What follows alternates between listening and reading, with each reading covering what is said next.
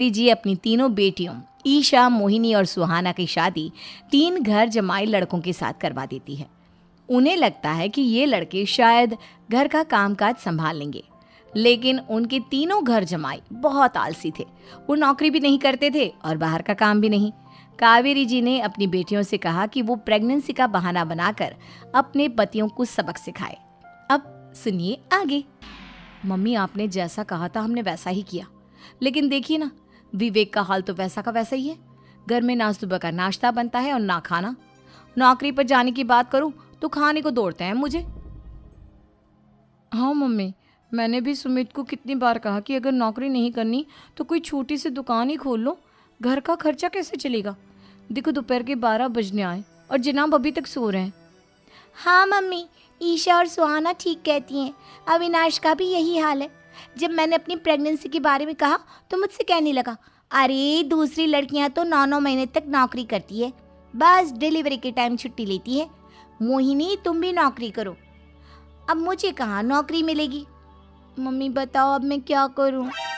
हे भगवान, क्या सोचकर घर जमाई दामाद लाई थी मैं कि मेरी बेटियां मेरे पास रहेंगी और खुश रहेंगी, लेकिन इन आलसी दामादों ने तो हमारी जिंदगी को भी प्रॉब्लम में डाल दिया है।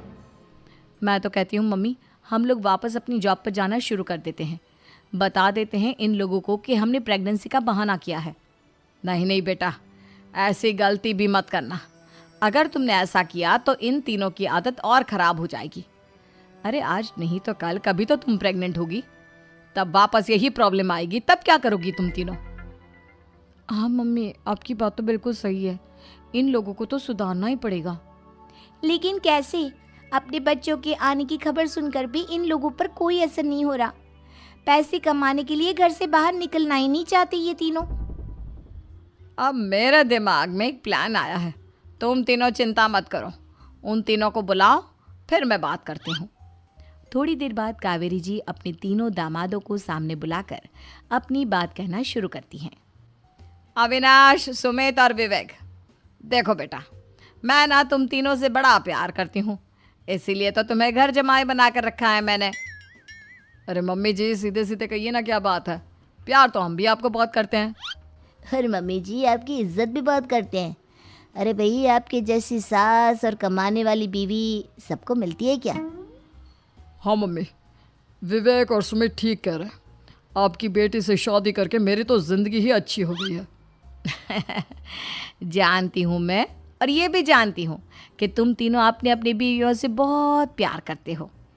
बेटा, बात ऐसी है कि हमारे कुल गुरु ने कहा है कि प्रेग्नेंट होने के बाद मेरी तीनों बेटियां शुरू के 4 महीने हमारे गांव में जाकर रहेगी, जहां मेरे चाचा जी रहते हैं। अरे लेकिन क्यों मम्मी, गांव में जाकर रहने की क्या ज़रूरत है इन तीनों को? वो क्या है ना बेटा, हमारे परिवार को एक श्राप है। अगर मेरी बेटियों ने यहाँ पर बच्चा पैदा करने की कोशिश की तो उनके बच्चों को कुछ भी हो सकता है। इसलिए अब से लेकर 4 महीने पूरे होने तक इन्हें गांव वाले घर में रहना पड़ेगा। हाँ, तो इसमें प्रॉब्लम क्या है मम्मी जी?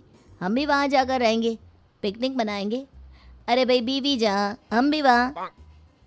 हाँ यार, आइडिया तो बहुत अच्छा है। शहर की ज़िंदगी में रह रहकर परेशान हो चुके हैं, अब कुछ दिन गांव में बिताएंगे। तुम लोग समझने की कोशिश क्यों नहीं करते? तुम में से कोई भी वहाँ नहीं जा सकता, और मैं यहाँ रहूँगी ना तुम तीनों के साथ।